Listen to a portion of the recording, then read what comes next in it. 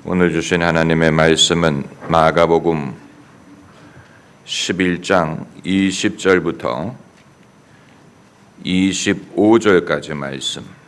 마가복음 11장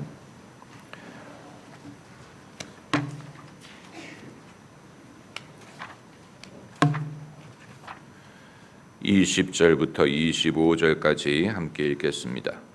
저희가 아침에 지나갈 때 무화과 나무가 뿌리로부터 마른 것을 보고 베드로가 생각이 나서 여짜오되 라비여 보소서 저주하신 무화과 나무가 말랐나이다.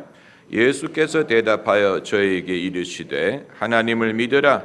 내가 진실로 너희에게 이르노니 누구든지 이 산더러 들려 바다에 던지우라 하며 그 말하는 것이 이룰 줄 믿고 마음에 의심치 아니하면 그대로 되리라. 그러므로 내가 너희에게 말하노니 무엇이든지 기도하고 구하는 것은 받은 줄로 믿으라. 그리하면 너희에게 그대로 되리라. 서서 기도할 때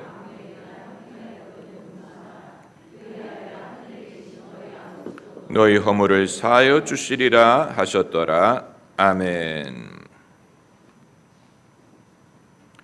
구약 성경에서는 말하지 않았는데 신약 성경에서 하나님에 대해 새로 소개하는 면이 두 가지가 있습니다.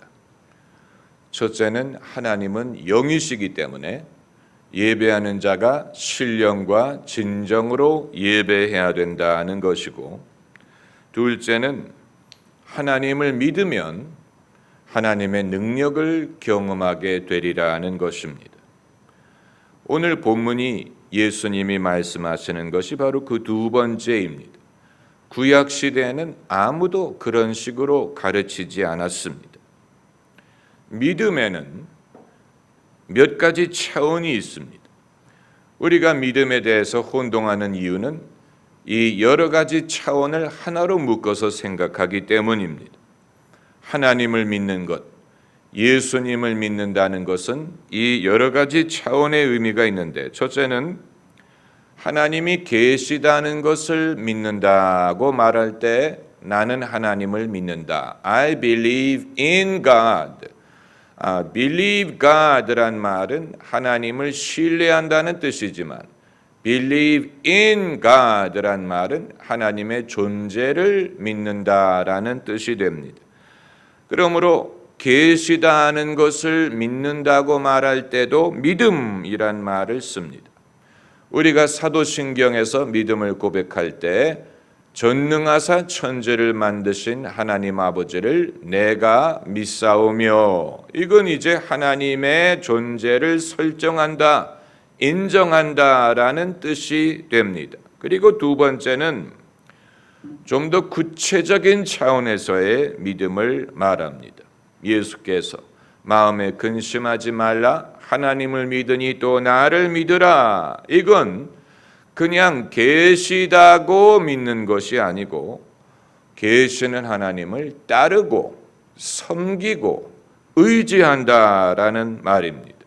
우리가 예수 그리스도를 믿는다라고 할 때 그건 예수님의 존재, 예수님의 어떤 위치, 예수님에 대한 막연한 그런 믿음을 말할 수도 있지만 예수 그리스도를 나의 구주로 믿는다는 말은 이건 구체적인 것이고 예수님을 구주로 섬기고 따르고 그리고 순종한다라는 뜻입니다. 그리고 이제 세 번째의 믿음의 차원은 구체적인 결과를 놓고 하나님을 믿는다고 말할 때 하나님의 어떤 구체적인 약속을 의지하고 그것이 이루어질 줄로 믿을 때도 하나님을 믿는다라고 말합니다. 창세기 15장에 아브라함이 여호와를 믿으니 여호와가 이를 그의 의로 여기셨느니라. 여기에서 아브라함이 여호와를 믿었다라는 말은 하나님의 존재를 믿었다라는 뜻이 아닙니다. 이미 그는 하란에 있을 때 하나님을 믿었고 하나님의 음성을 순종해서 가나안 땅으로 왔습니다. 또 하나님을 믿는다는 말이 하나님을 따르고 신뢰한다는 뜻도 아닙니다. 이미 그렇게 했기 때문에 가나안 땅으로 온 것입니다. 그럼 15장에 하나님을 믿었다라는 말은 하나님이 구체적으로 아브라함에게 주신 약속, 그 약속을 듣고 그것이 이루어질 줄로 믿었다라는 뜻입니다. 이 믿음을 하나님이 보시고 그의 의로 여기셨다고 한 것입니다. 아브라함의 경우에 약속은 별처럼 많은 후손을 너에게 주겠다고 한 것이었죠. 이것이 아브라함의 삶 속에 그의 삶을 정의하고 그의 삶을 움직이고 아브라함이 아브라함 되게 한 하나님의 약속입니다. 아브라함이 여러 가지 인도를 받고 여러 가지 복을 받았지만 그러나 아브라함의 삶에 한 가지 그의 삶과 믿음을 정의하는 것이 있었다면 그것은 너의 후손이 하늘의 별처럼 많으리라. 이 약속이 아브라함을 아브라함 되게 한 것입니다. 오늘 본문에서 예수께서 하나님을 믿으라라고 말씀하신 것은 이 세 번째 믿음을 뜻합니다. 이제 와서 제자들에게 하나님이 계셔, 하나님이 계신 것을 믿어 이런 말씀을 하실 리가 없고 또 이제 와서 하나님을 섬기고 따라라 이런 말씀을 하실 리가 없죠.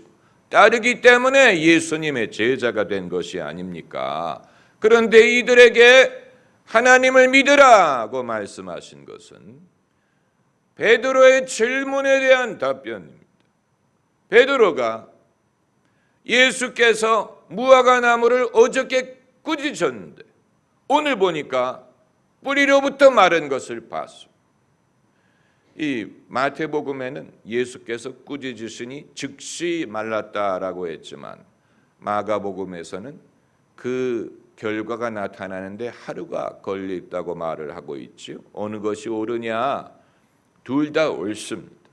마태는 그냥 원인과 결과를 말하는 것으로 좋겠기 때문에 예수께서 꾸짖으신 즉 곧 마르니라 그렇게 썼지만 마가는 이것이 이제 이후에 제자들이 그 결과를 보고 여쭤본 것을 주목하려고 했기 때문에 시간적인 갭이 있었다는 것을 말하고 있는 것입니다. 이처럼 무엇을 말하고자 하는가에 따라서 약간의 그 디테일의 구체적인 내용의 차이가 성경에는 얼마든지 있을 수 있습니다.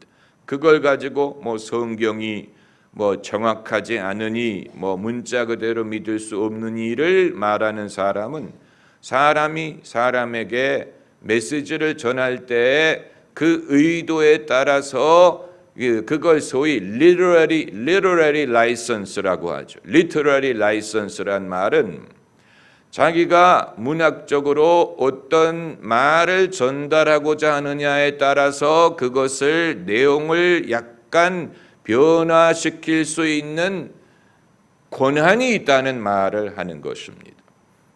그러니까 부모가 자식에게 이 왼수야 라고 말할 때 그건 원수라는 뜻이 아니고 밉다는 말이 아니고 미워할 수 없는 아무리 잘못하더라도 부모가 결코 미워할 수 없는 존재라는 말을 할 때 왼수라는 말을 쓰는 것이지요. 만약에 이후에 500년, 1000년 후에 누가 이것을 읽으면서 그 집의 아들이 부모와 정말 사이가 나빴나 보다.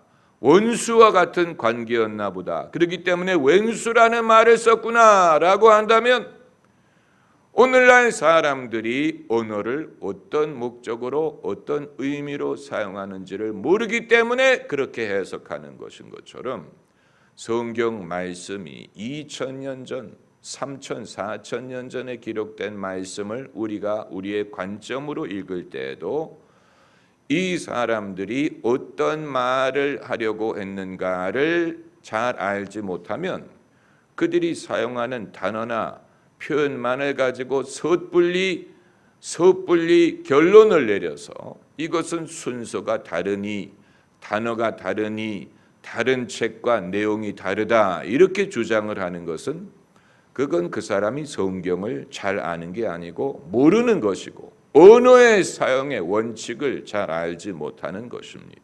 언어의 사용의 원칙. 하나님이 당신을 인간의 언어로 계시하셨다는 것은 놀라운 일입니다. 그러나 인간의 언어는 놀라우신 하나님을 제대로 전달하기에는 한계가 많아요. 당연하지. 어떻게 우주 만물을 지으신 하나님을 인간의 언어로 충분히 제대로 전달할 수 있겠습니까? 하나님의 영적인 성품과 또 하나님의 그 놀라운 지혜를 어떻게 인간의 언어만을 가지고 다 설명할 수 있다는 말입니까? 모든 언어에는 한계가 있어요. 모든 언어에는 한계가 있어요. 인간이 언어를 만들었기 때문에 인간이 경험하지 못하고 이해하지 못하는 것은 그것을 충분히 언어화하지 못합니다. 그러나 이 언어를 가지고 하나님이 당신의 뜻을 계시하셔야 되기 때문에 하나님께서는 여러 가지 다양한 장르를 통해서 당신의 진리를 사람들이 최대한 이해할 수 있도록 노력을 하셨죠. 그래서 사용하신 것 중에 하나가 시라는 장르입니다. 시편, 또 구약의 많은 예언서들은 시의 형태로 되어 있는데 왜 시를 사용하셨느냐? 시라는 문학적인 도구를 통해서 그림 언어, 상징 언어, 비유적인 언어로 사람들이 넌지시 간접적으로 하나님이 말씀하고자 하는 것을 깨닫게 하기 위한 것입니다. 그래서 성경이 나는 포도나무요 너희는 가지니라고 말씀하시는 것은 실제로 예수님이 포도나무라는 뜻이 아니에요. 예수님이 인간이지 어떻게 포도나무입니까? 우리가 사람이지 어떻게 가지입니까? 그러나 비유예요. 비유. 그래서 나무에 가지가 붙어 있으면 거기에서 물과 영양분이 전달이 돼서 싹이 나고 열매를 맺을 수 있는 것처럼 예수님 안에 거하는 것도 그와 같다라는 말을 하려는 것입니다. 그러나 너희가 내 안에 거하라 라고만 말씀하시는 것보다는 나는 포도나무요 너희는 가지니 너희가 내 안에 거하면 너희가 과실을 많이 맺고 이렇게 말씀하실 때 훨씬 이해가 쉽고 그 원리를 이해할 수 있고 그 원리를 예수님이 설명하지 않으셔도 우리가 깨달을 수 있다는 장점이 있습니다. 성경은 하나님의 진리를 말한 것이되 인간의 언어를 통하여 영원한 하나님의 진리를 표한 것이기 때문에 이것이 인간의 언어를 통해서 계시된 것이므로 언어의 원칙에 대해서 우리가 감을 잡아야 됩니다. 언어의 원칙, 언어. 우리가 천국에 올라가면 언어를 사용하지 않을 것입니다. 더 이상 한국어든 영어든 프랑스어든 스와힐리든 천국에 올라가서까지 번역이 필요하다면 그건 천국이 아니지요. 천국에 올라가서는 우리가 영의 언어를 사용하고 입으로 말할 필요가 없을 것입니다. 입으로 말하지 않아도 더 빨리 더 정확하게 의사소통을 할 수 있을 것입니다.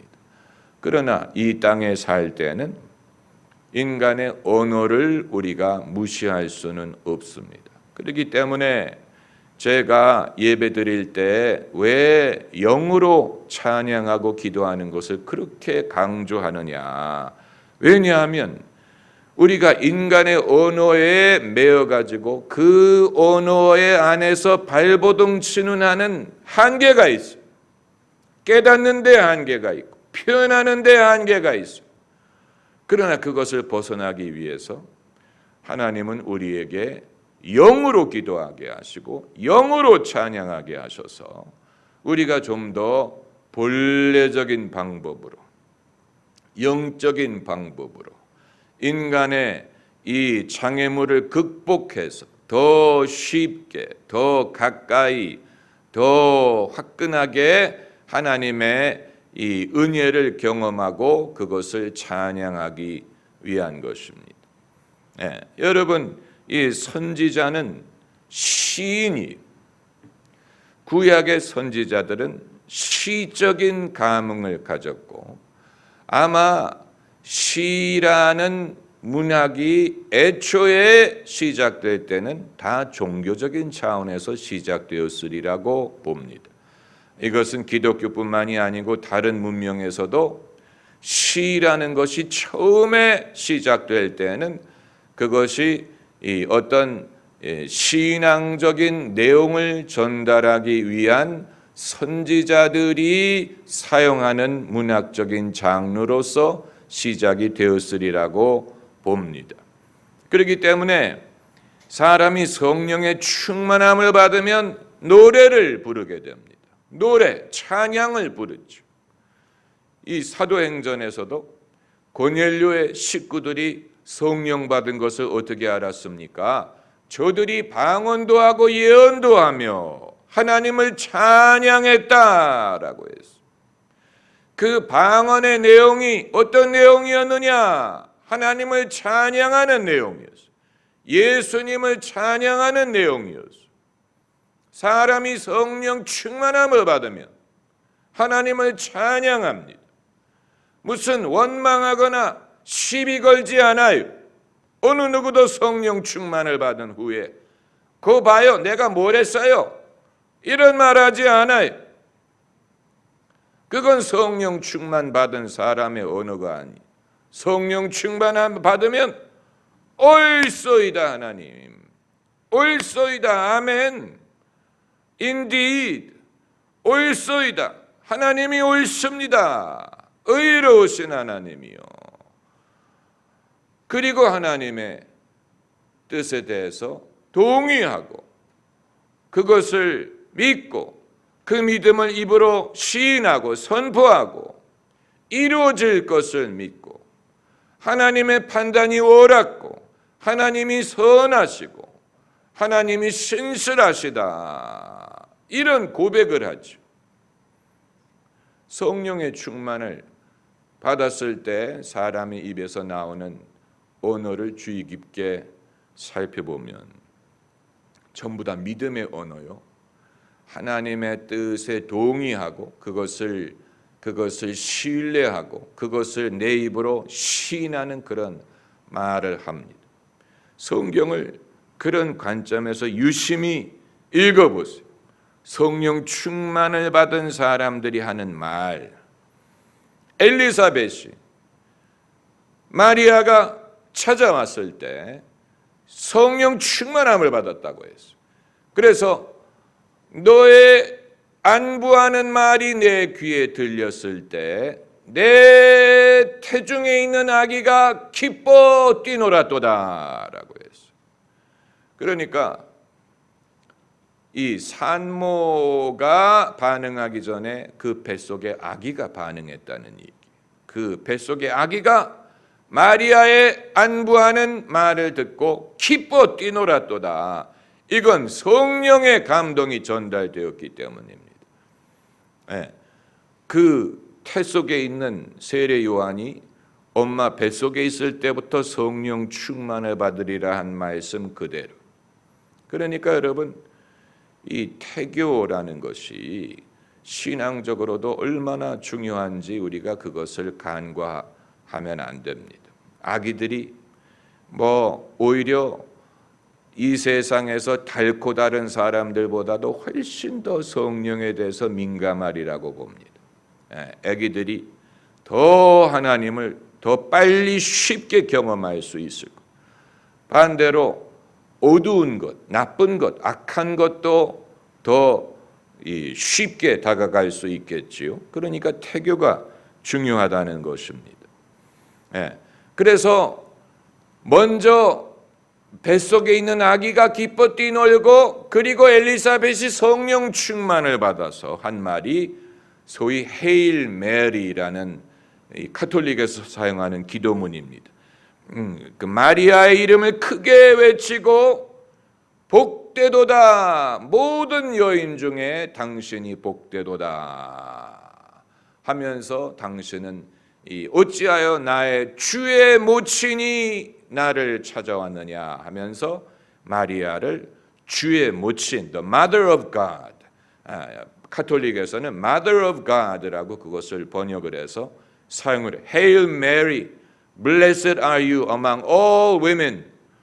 이런 식으로 엘리사벳의 입에서 나온 신앙 고백이, 그가 성령의 충만을 받아서 마리아의 이름을 크게 외치고 모든 여인 중에 당신이 복이 있도다 하면서 이제 이 신앙의 고백을 하고 예언을 합니다.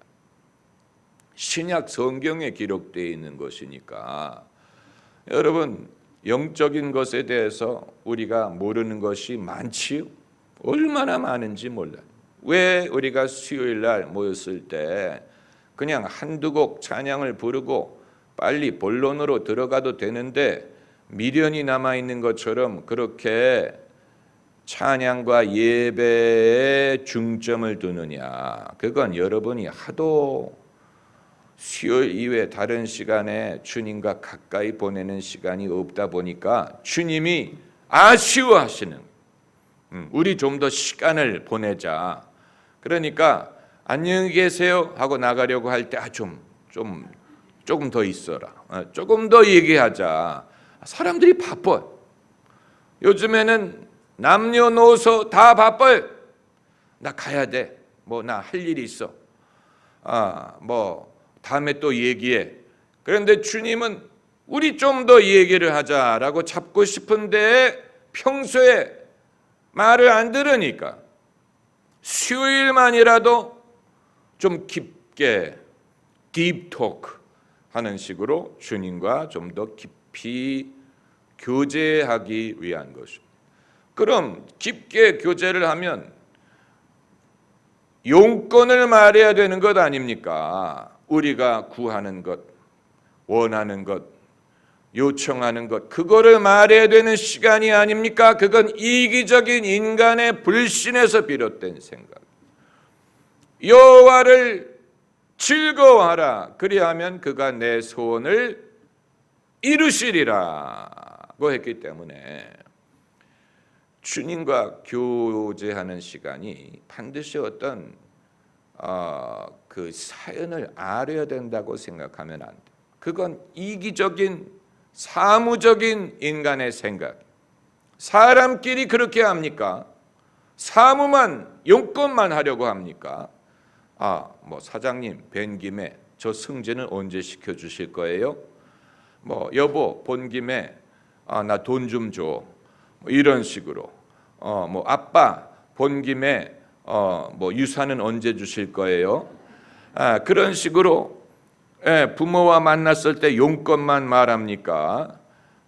사람이 얼마나 강팍해졌으면 그렇겠습니까? 그렇게 사람과 할 말이 없습니까? 하나님과도 마찬가지. 할 말이 별로 없어요. 하나님은 들어주시는 분, 나는 구하는 입장. 그러니 떡 본 김에 뭐 한다고? 하나님께 예배 드리는 김에 주여 저 이거 들어주세요. 그리고 나서는 이제 용건을 다 마쳤다고 생각을 하는데, 그러나 예배라는 것은 그것과 다른 것입니다. 예배는 그것과 달라요. 이 모든 것이 우리에게 있어야 할 줄 아세요.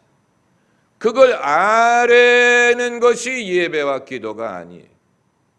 그보다 더 본질적으로 왜 좀 하나님과 같이 시간을 보내고 그리고 평소에 하고 싶었던 말과 평소에 나누고자 했던 교제와 이것을 하나님이 원하시는 것입니다.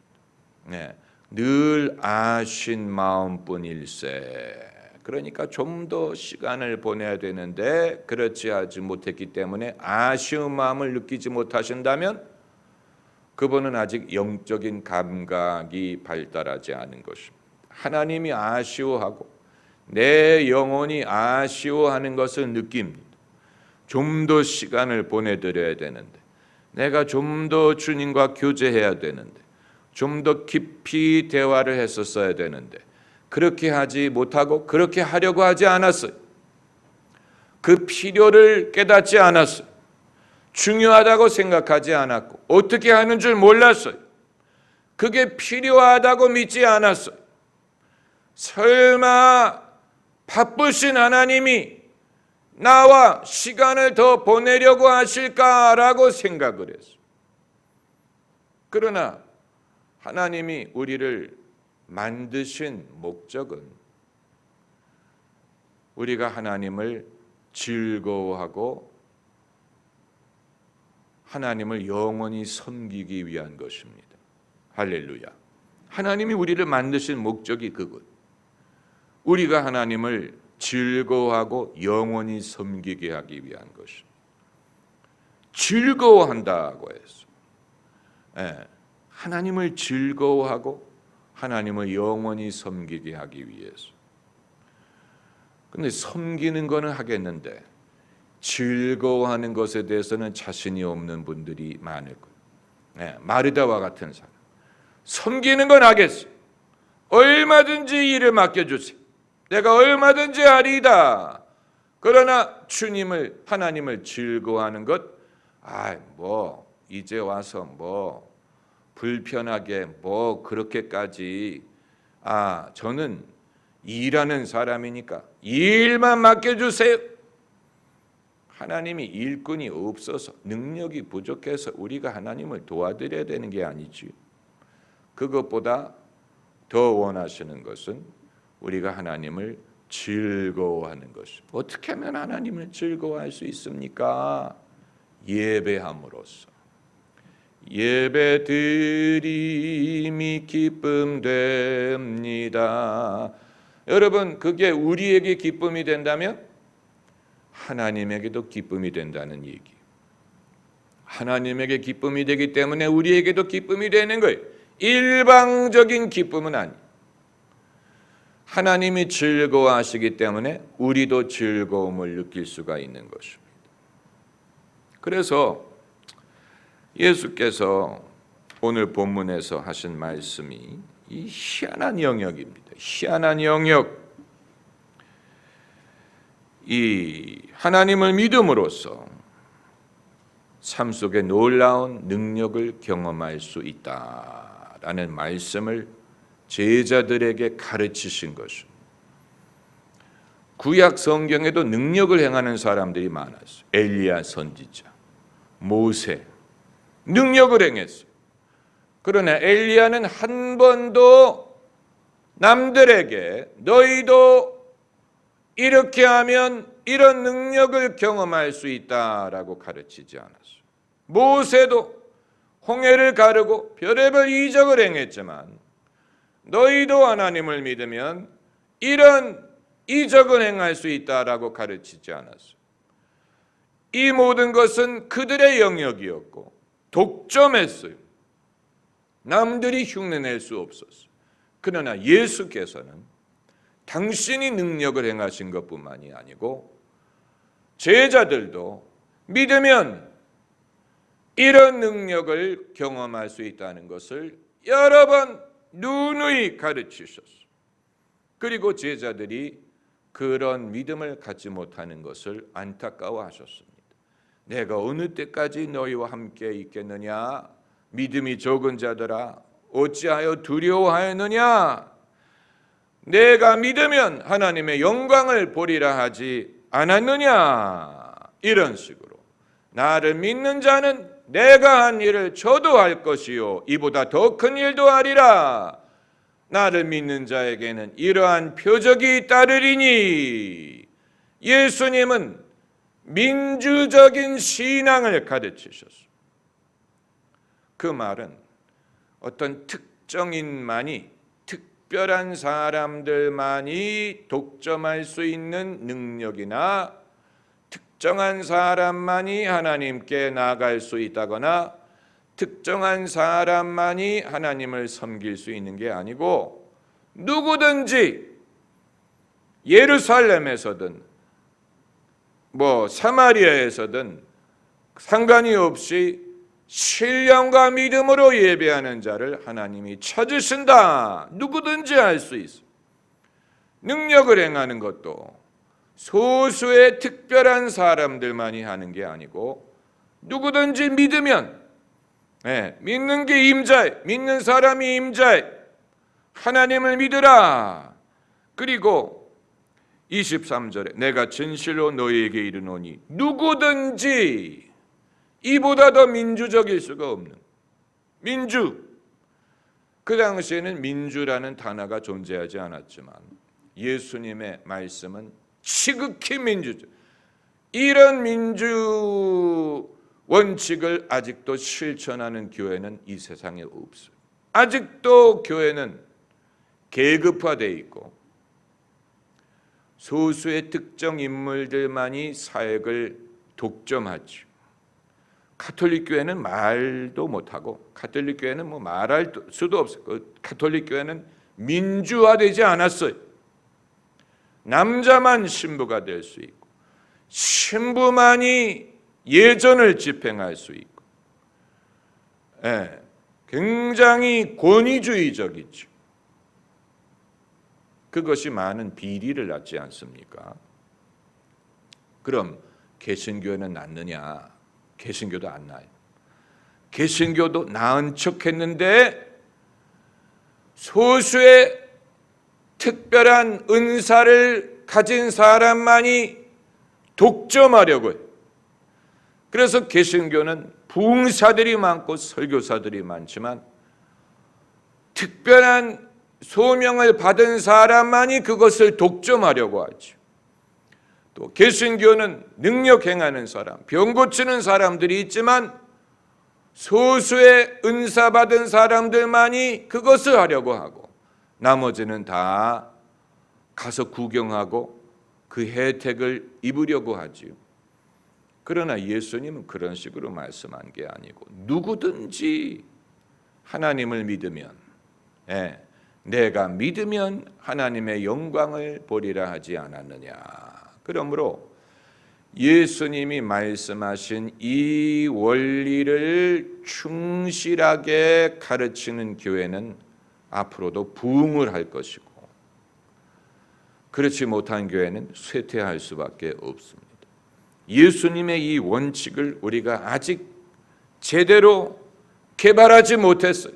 제대로 실천하지 못했어요.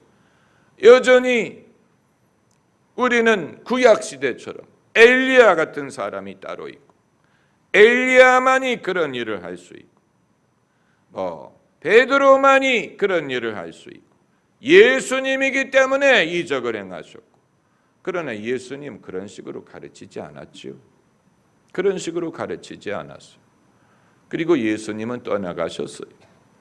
그렇기 때문에 예수님이 여전히 이런 일을 행한다고 믿는 사람들을 통하여 예수께서는 당신의 영광을 드러내십니다.